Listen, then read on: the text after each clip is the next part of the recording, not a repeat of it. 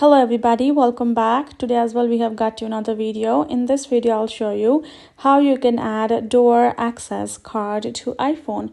But before that, please do make sure to like our video, subscribe our channel, and yes, without any further delay, let's get started.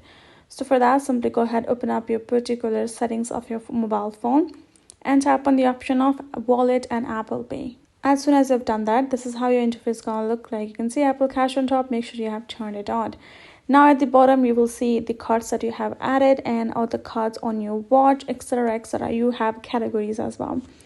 So for you to add a new card, which is your door access card, you're going to tap on the option of add card. Once you've tapped on the add card as highlighted, you gotta be going into this kind of interface, which requires you to simply add in the card detail. Now you will have an option to simply scan your card as well.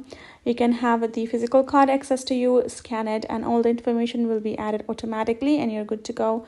Otherwise, add it manually and tap on next on the top, and that's how you will be able to add your card there. It will be among the list when you tap on the Apple and wallet in the wallet section, and that's how you will be able to add your door access card to your iPhone likewise, and that is how easy it is. That is basically it, and hope this video helped.